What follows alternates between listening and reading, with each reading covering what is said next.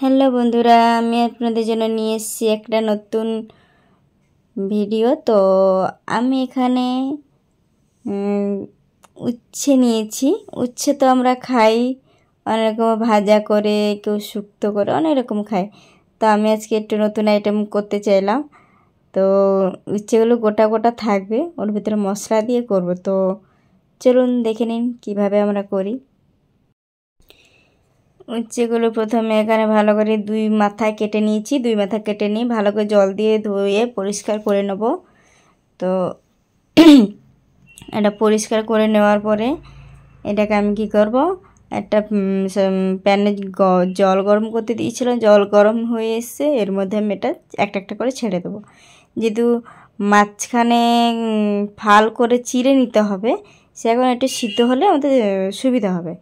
ওই কারণে সিদ্ধ হয়ে গেছে, তো এটা চিরা ছিল। তো এটা আমি কী করেছি না, দানাগুলো বের করে নিয়েছি।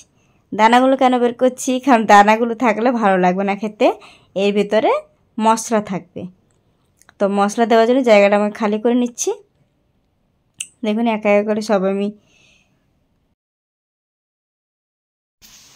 এইভাবে আমি সব কটা দানাগুলো আমি বের করে ফেলেছি উচ্ছের থেকে। তো আমার সব কটা বের করানো হয়ে গেছে মোটামুটি। তো এরপরে আমি প্যান গরম করব। প্যান গরম করে সামান্য কিছু পরিমাণে তেল দেব। তেল দেওয়ার পরে ওর মধ্যে গোটা জিরে দিয়ে দিয়েছি। গোটা জিরে, শুকনো লঙ্কা দিয়েছি। তার মধ্যে দিয়েছি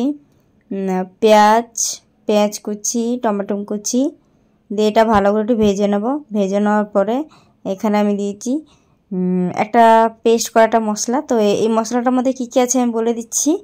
মশলাটার মধ্যে আছে তোমার সর্ষে বাটা, আর আদা একটুকুনি, আর সামান্য একটু রসুন। এইটা আমি বেটেছি। বেটে আদা না দিলেও চলে, রসুনটা আর সর্ষেটা দেওয়া লাগবে।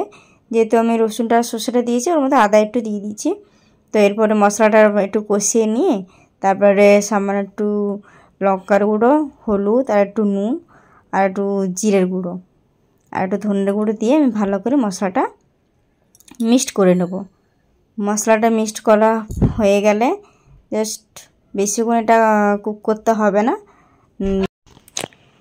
2-3 মিনিট কুক করে এটাকে আমি এর মধ্যে কিছুটা ধনেপাতা কুচি রেখেছিলাম। ধনেপাতাটা অপশনাল, আপনারা চাইলে দিতে পারেন, না চাইলে দিতে পারেন। ধনেপাতাটা দিলে একটু ভালো লাগে।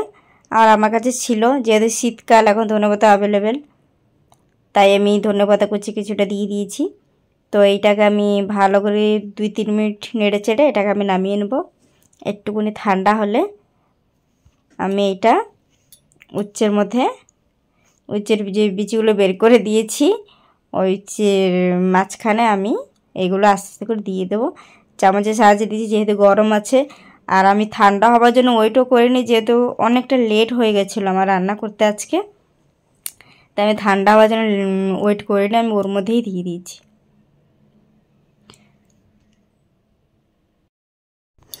দাঁড়াও এখনও শেষ হয়নি। এটা তো সবে পুর তৈরি হলো, পুর তৈরি হয়ে ওর মধ্যে দেওয়া হয়েছে। এখন এইটাকে ভাজতে হবে। তো কড়াইতে যে তেল ছিল, সেই তেলের মধ্যে আমি একটা একটা করে দিয়ে দিয়েছি। এটা যেহেতু সিদ্ধ করা আছে, ওই কারণে বেশিক্ষণ ভাজতে লাগে না, তাই এপিট ওপিট করে একটু ভেজে নিতে হবে। তো ফাইনালি আমার রেডি হয়ে গেছে। তো